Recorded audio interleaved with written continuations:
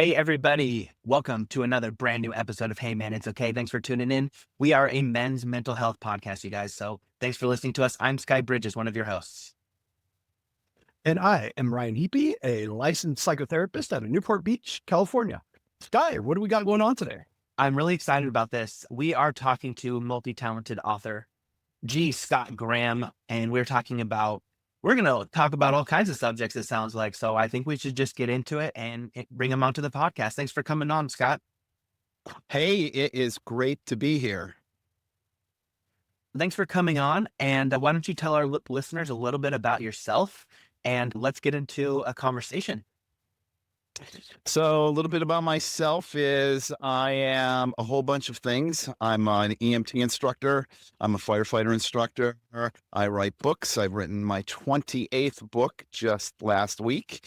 And I've been on a writing spree this spring, fixing up all my crap books that have been put out there and books that have been just sitting, waiting to be written. And I'm a coach. I'm a Tai Chi instructor. I'm an avid paddleboarder. In fact, one of my books that I just wrote is teaching your dogs how to paddleboard. And I'm serious. You know why? Because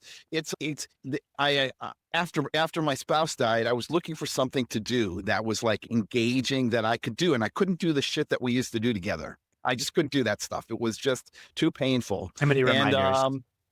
And I tried mountain biking with the dogs. That was like a fucking disaster because they're running loose, right? And that's just pictures, a single track trail, a mountain bike, dogs, and then getting on the road, dogs, mountain bike, cars. It was just a mess. I tried paddleboarding. I thought, oh, that'll work. I knew nothing about paddleboarding. And this is not uncommon for me to do something like this. I knew nothing about paddleboarding, nothing about training dogs for paddleboarding. There is nothing out there on the internet to teach you. Everybody's just puts their dog on a paddleboard. And I was like, that's just bogus. And so I systematically trained the dogs how to get on the paddleboard, get off the paddleboard. My black lab, I can be in the middle of a lake and I can throw a frisbee and the dog will leap off the paddleboard in the middle of the lake and then swim back with the frisbee and get back on. And Impressive. all this incremental stuff. And then I ended up writing a book about it. I run a farm animal rescue and I have sheeps and goats and stuff like that. And it's also a place where people can come camping. It's all put together by volunteers. And Wow. You've got a lot of things going on. I love that. Before we jumped on the podcast today, we were talking about your new book. Why don't you tell us a little bit about that? yeah, so Brian died right at the start of the COVID pandemic. And I had been one of the core things that I've done a tremendous amount of work on in my life is meditation.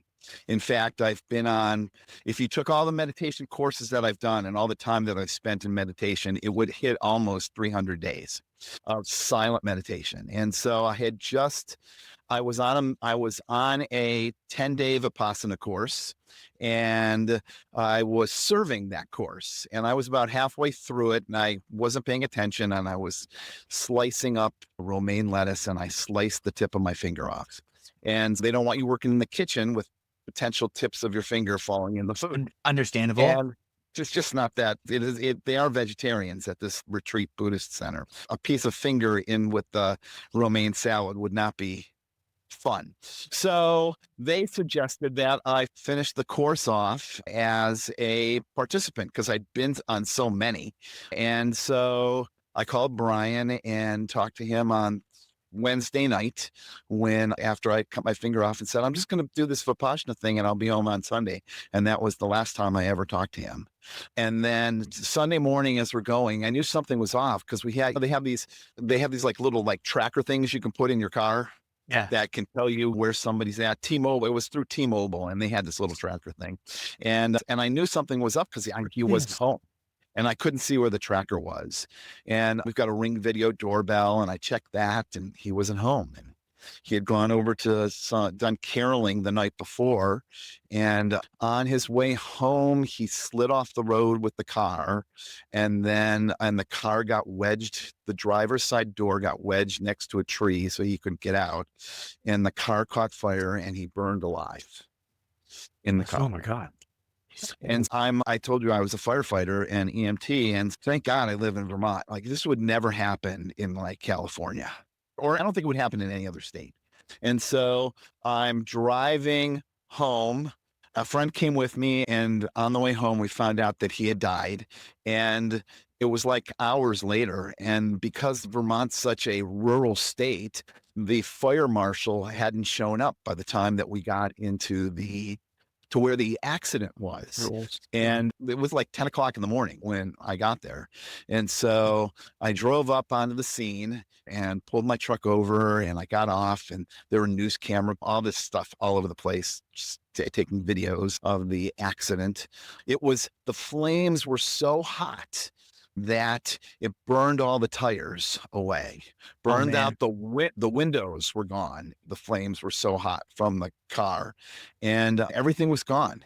And I came on the scene. They were like, no, I said, I want to see him. And they were like, no. And I said, you know what? I've seen bad things before. I'm a firefighter. I mean, I'm an EMT.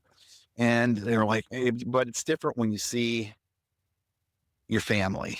Yeah. When you see, because I'm a pushy guy, that I was going to be okay. And by the way, they needed me to check it out anyway. And they thought this was a criminal scene because of how it was set up. And so I came out, and he was actually outside the car on the passenger side, and the passenger door was open. And they had him under a yellow tarp, and they came back and they pulled the tarp away, and I saw the back of his head, and he was in this kind of like army crawling position with his like right hand extended, like he was like crawling back to the car. And that's when it really hit me what an excruciating death he had, because he didn't die in the car. He was in the driver's seat, and he was still alive and managed to open up the passenger door, crawl over the center console outside the passenger door, somehow got away from the car, and then turned around to face the car, and then fell and died flat on his stomach with his hand outstretched towards the car. That is such an awful way to die. And so I knew it was him. Oh man, I knew it was him. that's a really. And I said to the friend that was with me was like, don't do it. Don't do it. Don't do it. You'll regret it for the rest of your life if you go do this. And they pulled I could see that it was him. And I turned to the trooper and I said, I'm going to touch him on his shoulder, and I have to say goodbye. And he said, you can't do that. This is an active crime scene. I was behind the yellow tape and everything. They just let me in. And I looked at him and I said, I don't care. I am saying goodbye. And I walked up to him. I knelt down on the ground, put my hand on his shoulder. I said, I loved him one last time. And that was the last words that I said to him. And then they took him to be autopsied, and then I got his ashes and his ring. We had clatter rings that we wore together. And I'm so grateful. I am so grateful to the state police and the fire personnel that were on hand, because they let me do that. They could have easily been like, fuck you, no, you're not doing it. They could have strong-armed me out of there, but they let me do that. And I have so much gratitude for that. And I'm still like, I wake up sometimes at night in a cold sweat over this. I cannot watch any show where someone's being burned alive or anything like that. But you know what? Here's what you talk about: mental health. Knowing everything I know today, I would fucking do it all again. Because life is about stepping up to the plate and meeting the adversity when it comes up for you, and not running away and being afraid and not talking about it and not sharing it and not embracing it. Because the truth of our life is that bad shit happens for everybody. Bad shit happens. And the myth is that you somehow can live some sort of life where you're farting rainbows and full of happiness all the time. And that's not life. That's listening for those people that have a record, listening to the A side of the record and never listening to the B side. And if you don't listen to the B side, you're going to miss some serious shit, some really good stuff. And so I would absolutely do it again. Can I ask how long it's been?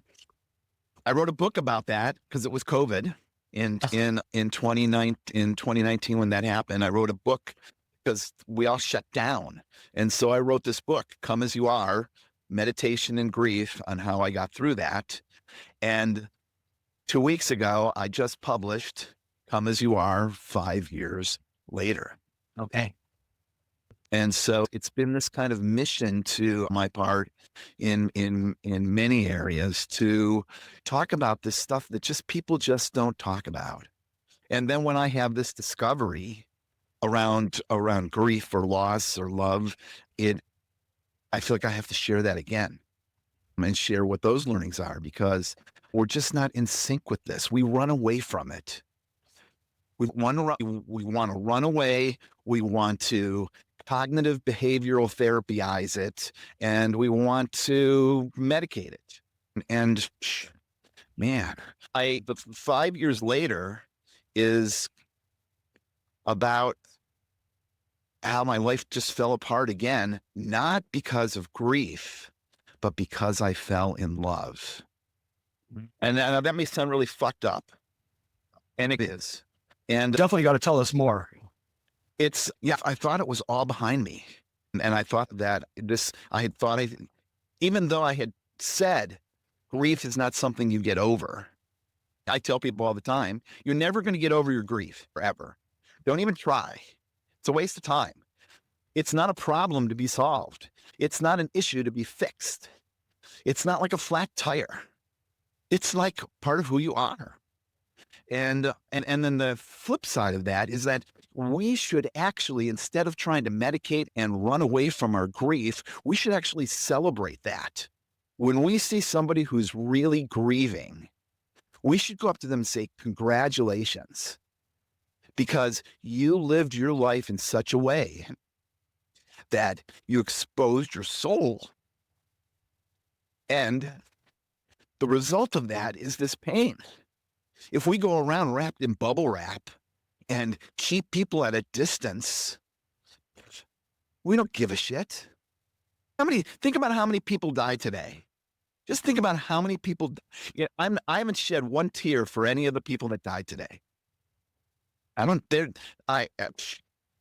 might be people that say, hey, yeah, I feel that sadness of the loss of the world or this, but we grieve exactly equal to the depth of our love.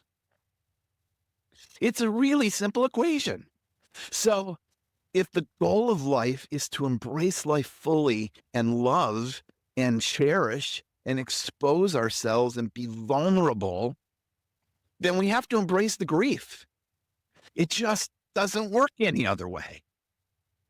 So if you're shedding a tear, you're sad, congratulations.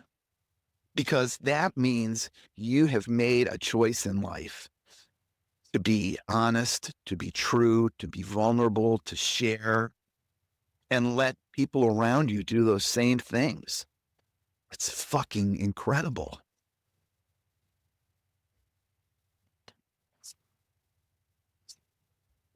So thank you for sharing. Thank you for sharing that. That's, man, you touched my heart. I'm sure you touched the hearts of our listeners too, but I just really appreciate your vulnerability and being able to tell us that, because I know that's hearing that and having experienced that and having to go through it again is got to be really difficult. but the lessons that people learn from your stories, I think, are so valuable. So thank you so much for being who you are and sharing this story.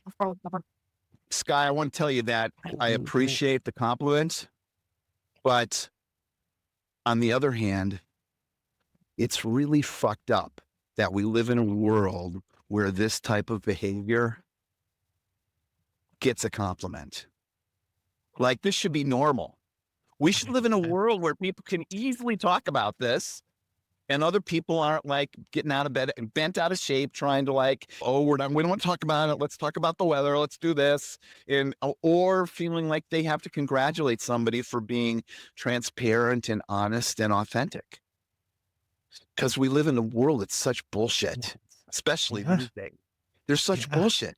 And real, true authenticity is just becoming so rare. And especially if you're struggling. So then when you are struggling, you don't see other people sharing this stuff, and then you think you're alone. And that's even more fucked up, right? So someone's having these same feelings and they feel bad about themselves. They don't hear anybody else talking about that. And then they're like, oh man, I'm screwed up. You're not screwed up. You're not screwed up. How much do you think social media has to do with that in men as a society? Huge. We just see happy people on social media. We see perfect people on social media. We see this. It's awful. It is. It's funny. When Facebook first came out, I remember this. You probably remember. It was like a way to connect with family that we haven't seen in a long time and share like pictures of birthdays and stuff. Yeah, now I connect with family on Google Photos, and we share those pieces there. And then no one else sees it. We don't have to deal with anybody else's baloney. It's just that simple. But it's a huge piece, this social media, this myth. And then the biggest myth is that the purpose and goal of life is to be happy. That is not the goal of life. That is not the purpose of life. Oh my God, that is such a fucked up thing that gets people in trouble all over the place. There's fucking books and videos and coaching things and 1 minute TikTok crap and tweets, and it just goes on and on. It's all a myth. And they're just making money out of this desperation thing to that. Once you've done this, you're going to be happy. It's the same bullshit that convinces people to buy cars. Once you buy the Mercedes, you'll be happy. Once you buy the Audi, you'll be happy. Once, all those people in those videos are smiling and perfect. Yes. Yeah, I feel like we're fed a constant stream of positivity, but it's like toxic positivity where it's just trying to tell you that you need to be positive in order to function in society. And the people who have really been through the shit, man, they know that's not reality. And it's so nice to talk to other people who have been through the shit that get it. Yeah. Happiness really is, it's a fleeting sensation. And if we base our entire well-being around feeling good, it really minimizes it minimizes the struggle, the adversity that we go through. If you ask anybody what their greatest accomplishment is, and maybe they say climbing Mount Everest, I doubt they were happy at all during that time. And yet it was the adversity, it was the purpose, it was the fulfillment, of doing all those things. Yeah, I ran a marathon once. I'm never going to fucking run a marathon again. I couldn't walk after I finished that marathon. It was incredibly tough. And the adversity is important, and we don't train ourselves enough to deal with adversity. And then we teach ourselves to suck it up. The actual goal of life, in my opinion, is not happiness. It's equanimity. Equanimity is real. And I talk about that in my most recent book in this piece, because the truth is, when things are shitty, this is a really simplistic explanation, but it will make sense. When things are shitty, most people feel bad because it's shitty. And what they're doing is they're trying to push it away because it feels bad. They don't want it. They don't want it. They don't want it. There's no acceptance around it. There's no embracing it. They just push it away. And the shitty feeling inside comes from pushing it away. When things are good, it also happens, but it doesn't happen on the receiving end. It happens when it's over, because all good things end. And so we're grasping and grasping. We're not pushing away. We're grasping and grasping. And then the suffering comes not from the presence of happiness, but when it ends, because everything ends. There is nothing that lasts forever. Good, bad, anything. People, dogs, cars, buildings, presidencies. It all ends. How would you define equanimity? Is that like peace of mind? Equanimity, the easiest way that I would just define equanimity is think of a ship that is stable on seas. Even when the seas are rough, even when the seas are calm, the ship is stable. And so equanimity is an acceptance and calmness and balance. Equanimity, a person who has equanimity stands outside in the rain and says, it's raining. A person who doesn't have equanimity stands outside in the rain and says, oh my God, it's fucking raining. I'm so cold. My clothes are so wet. How come it's raining so much this month? Is it ever going to fucking stop raining? I have things to do. Oh my God, what's going to happen to the garden? Oh shit. I can't believe it's my day off and it's fucking raining again. Am I ever going to get any day off? That person has no equanimity. The person who goes outside and says, it's raining. Because the truth is, it's just the weather. It is not a weather forecast. And our trap is we experience the weather and we turn it into a weather forecast all the time. Doesn't work that way. It's just the weather. It's going to stop. Now, indifference, I talk about this in the book. Indifference in Buddhist studies is considered the near enemy of equanimity. And because it looks like equanimity and it feels like equanimity, but it isn't, and it fucks you up in the end. And that's what happened to me. I got indifferent. So the person with equanimity, you heard what the person who has no equanimity, they're going out and kvetching and carrying on. I'm the rain, there's all over the place, right? Person with equanimity goes out and says, it's raining. And the person with indifference goes out and says, I'm wet. I don't give a shit. I'm wet. I don't give a shit. Has a sense of balance to it, just like it's raining. It's really subtle. It's really subtle. On the surface, it feels the same, but it will really fuck you up when because it's fine to do when it's raining, but then when there's other shit coming your way, if you cultivated indifference, which is what I ended up doing for years and years, under the mask of equanimity, a huge wave comes. I met this guy. I fell in love, and that was it.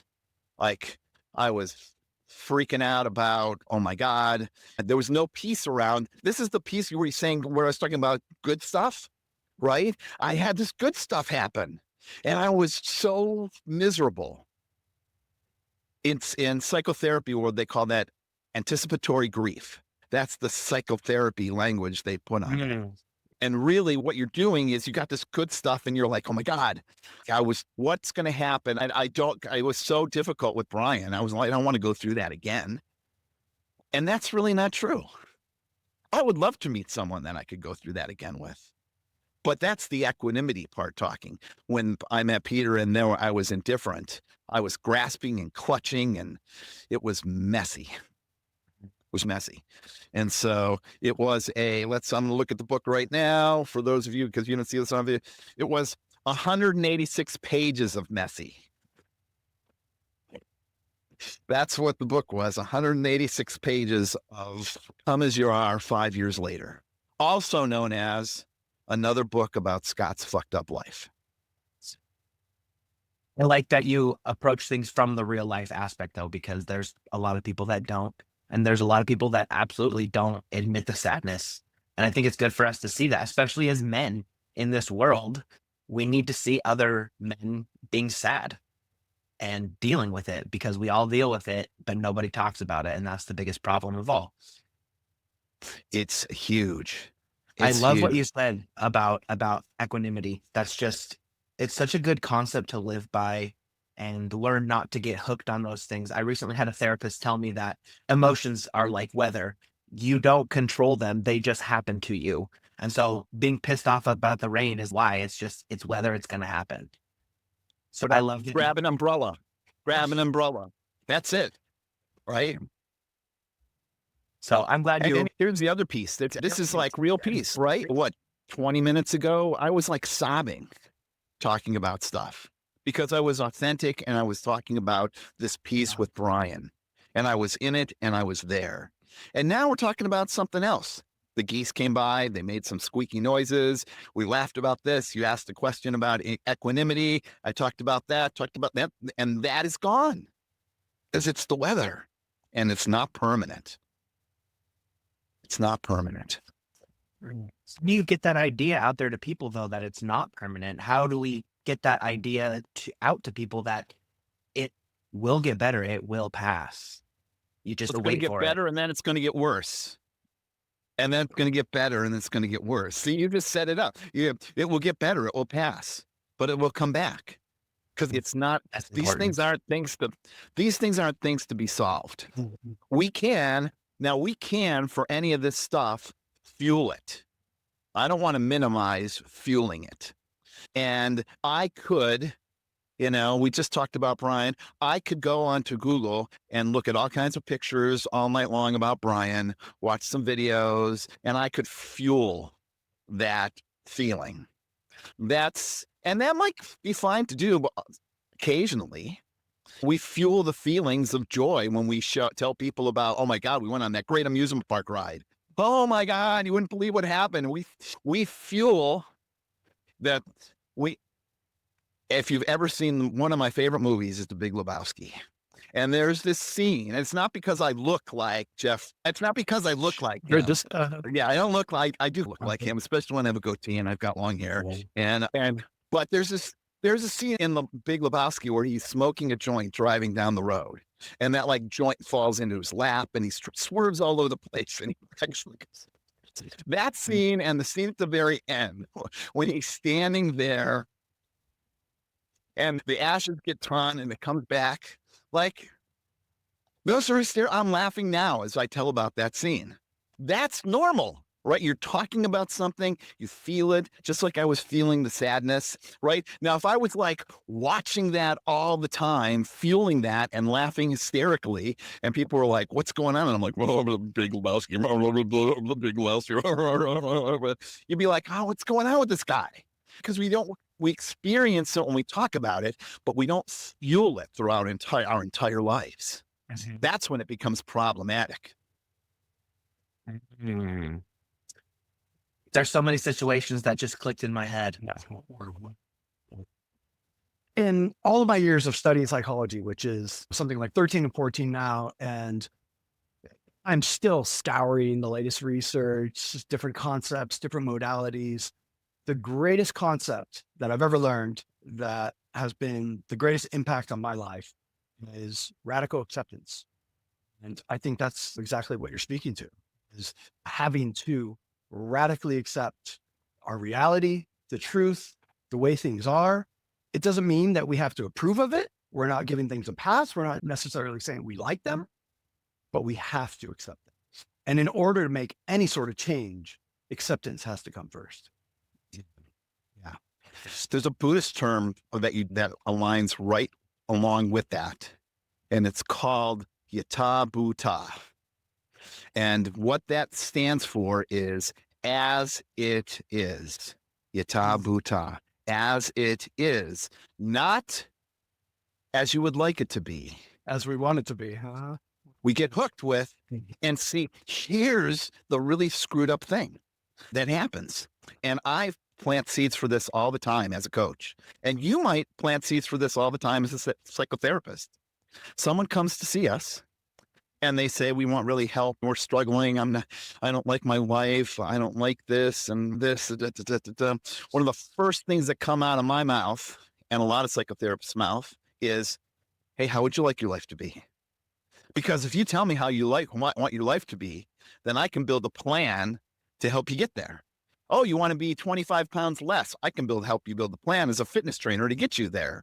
Oh, you want to tell me what your goals are. We all have to have goals because I don't know, we fucking all have to have goals. And that actually plants seeds for misery.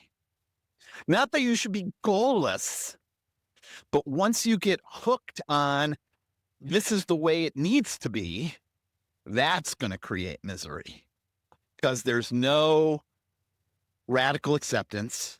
There is no yata buta. You're focused on as you would like it to be. And we even tell people like to go stand in front of the mirror and imagine this or do these visualizations while you're laying naked in bed about this is how my life should be. I'm imagining myself doing this and this and this and this.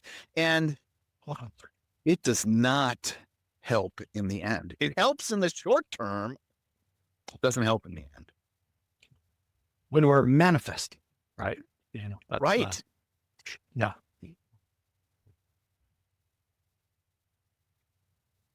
Well, can you get people excited about meditation? There is nothing that helps my clients more. Okay. And I try to sell it the best way I know how. But no matter what, I have a large demographic of people that will try it maybe once or twice, struggle, never go back to it again. And time after time, my clients that really make it a serious intentional practice, their lives are dramatically different. They find equanimity a lot of times. And there's a lot of clients because of honestly, is now that they have this, in my opinion, the greatest superpower that I've ever acquired as far as a skill. I struggle. It's almost one of those things like you don't realize how awesome and amazing it is when you're in great shape until you get there. You just hit it right there. Working out is a struggle. Right. Say that again. Say what you just said. That's it right there. That we don't know how great it is until we're there. That specifically around working out. That's exactly. See, what you just hit on is the other myth. It's another happiness bullshit myth. People are hypnotized that if you listen to some fucking app on your phone about something, you're going to be happy. And meditation is going to help you get rid of the stress. It's like this opiate that we can do. It's like this meditation enema that we take that's going to make our lives beautiful and peaceful. And it's all bullshit. It's all bullshit. So I tell people that it's all if you think that meditation is about feeling happy, it's bullshit. Meditation is like working out. Why do we work out? It really is. It's working out of the mind. Yeah. I've been struggling this past spring with I had 2 replacement knees, and now I just found out last Tuesday I have to get a replacement hip. I'm working my way through the body, and I've been pretty sedentary, and I've gained like 10 pounds and I'm like, this is bullshit. And so I bought a treadmill. It's not a fancy treadmill. I don't need anything fancy. I just need something to get my ass on there and start going. I fucking hate getting on the treadmill. I fucking hate getting on the treadmill. It's not a fun thing to do. I try, and think about what a moronic thing that is. You're standing in one place. You're in one place and you're moving forward, but you're not moving forward. Anyway, I'm not going to get going because I don't like it, but I'm doing it. Like I was on it for today for an hour. I did a 5K this morning because I can't run because I have these knees, but I need to move to get movement, especially if I'm going to get a replacement hip. I'm doing it so that I'm going for the end goal of those results because I don't want to be struggling with the hip. I want to have an active summer. I want to go paddleboarding with the dogs. All these pieces are contingent upon that. Otherwise, I would just sit around and eat Oreos and watch TV. But that's not going to work in the long term.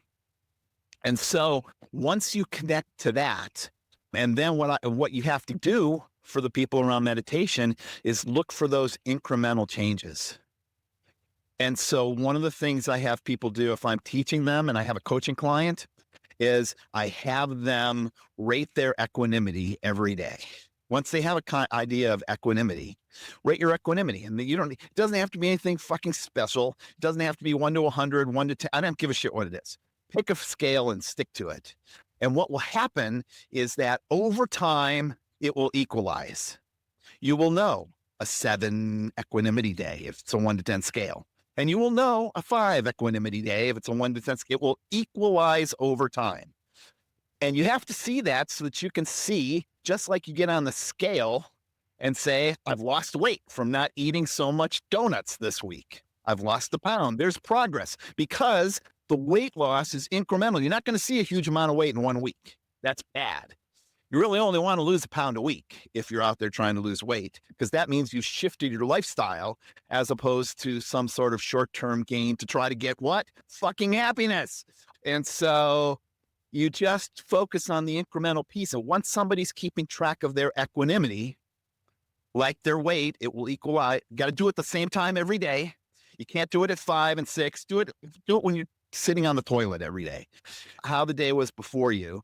And that way you'll capture a consistent picture, just like you'd weigh yourself every day at the same time. And people will then see incremental changes, and then the meditation works because you're not focused on chasing some happiness and farting butterflies and rainbows, but building better spiritual and mental health. Frustrates me so much that apps like Calm and Headspace, they really push that like meditation is this thing. Just like you said, it's going to bring you happiness. It's going to bring you some peace, but they don't get at the actual foundational, fundamental, really training of the mind to harness your awareness, to become more connected with yourself and everybody around you.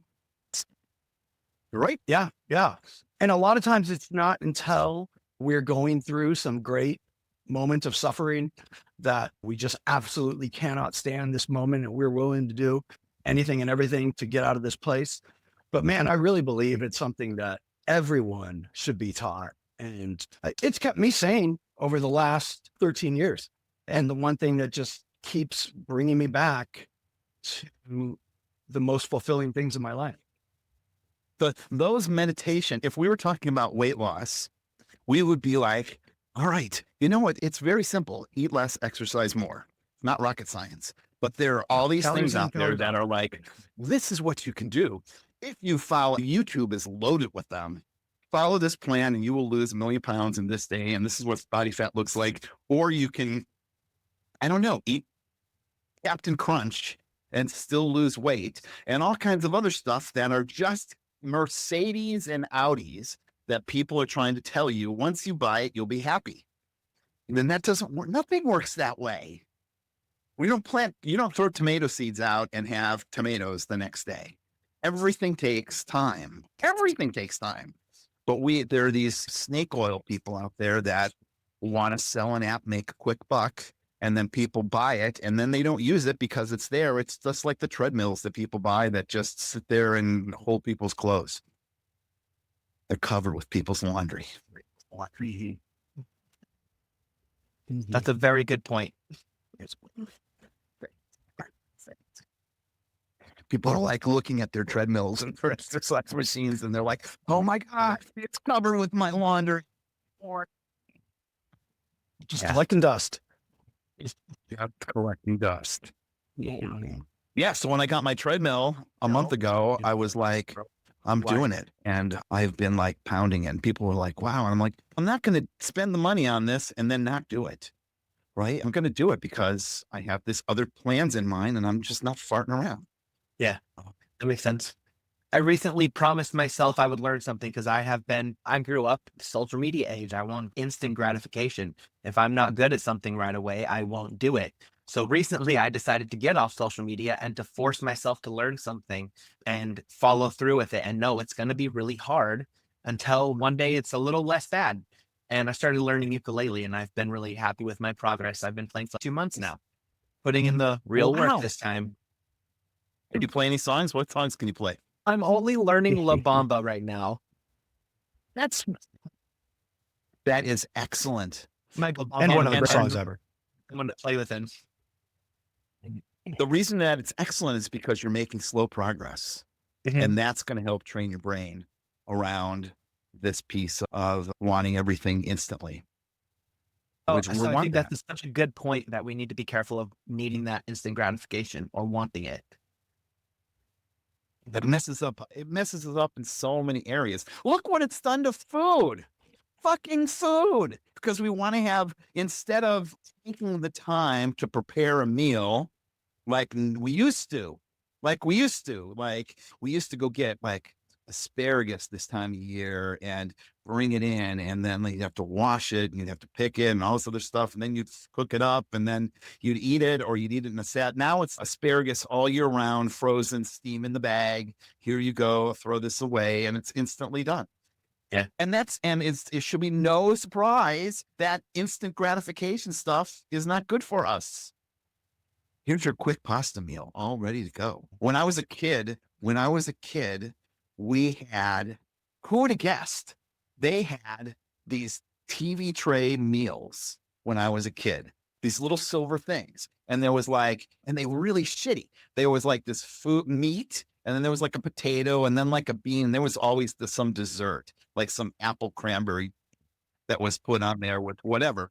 And it was a special deal. They were expensive, and it was a special deal. And boom, we've gone from that to those things are everywhere. It's not the square trays anymore, but it's everywhere for everything, from pizza to crazy. Oh, yeah. Yeah. It's wild. Scott, we are getting close to the end of our time here. So before we wrap up, is there any last minute thoughts you want to make sure our listeners hear about you or know about you, where they can find your books, if you're on any social media or anything like that? You can easily just Google stalk me and type in G. Scott Graham. And then if you type in G. Scott Graham 5 years later, you'll find this book. And do you guys have your own email addresses that are out there floating around? Someone wants to contact you? All right. So I'm going to put this out for people, that if you're interested in a copy of this book, if you email these guys on this show and say, I want a copy of Scott's book, they'll message me and I'll send you a digital copy that you can read on your tablet for free. Oh, great. Thank you so much. That's really amazing. That's it. That's all they have to do. But they're not going to reach out to me. Don't go Google stalking me and contacting me. You got to call these guys on this show and tell them that. And I don't care if it's 5 years from now, if you're watching this in 2030 and these guys are not even doing the show anymore, you got to find these guys, and then they'll have to find them. Okay. Perfect. Awesome. Man, thanks so much, Scott, for coming on. You got me crying a little bit. You got me laughing. It's really amazing. I feel like there's so much more knowledge we could get from you, and so much we didn't even get close to tapping into. So I would love to have you on again to talk about something different some other time. Oh, to talk about psychedelics. For sure. Exploding. One of the books that I wrote is called MDMA and Grief.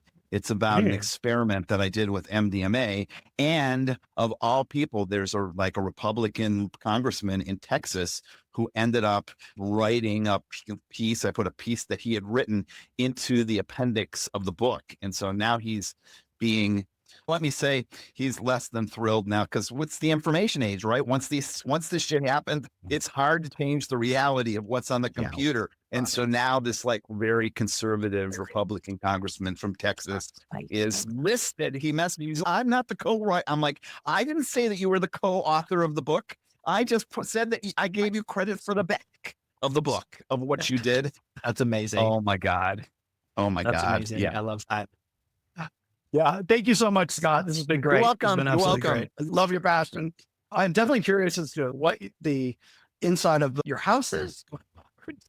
Yeah. Cool. For the people that are listening to this, I live in a log home. And so I'm now inside in the log home. Wow. Yeah, But it's got some phone, really cool lighting. my phone was running out of juice, and so I had to come in. And so, yeah, Well, great. Thank you again, Scott. Thank you for the work you're you're doing. welcome. Appreciate it. Thank you. And that does it for Ryan and I. Also, you guys, I want to thank you for tuning in to another episode of Hey Man, It's Okay. We're so excited for you guys to have you guys here along this journey with us. Please make sure to send us an email, sky@heymanitsokay.com. That'll get both Ryan and I. And okay is just okay, not OKAY. But please follow us, comment, subscribe, whatever it is you do on social media, and spread the message because we really like to promote it's okay to not be okay. Thanks for tuning in, everybody. Thank you, guys.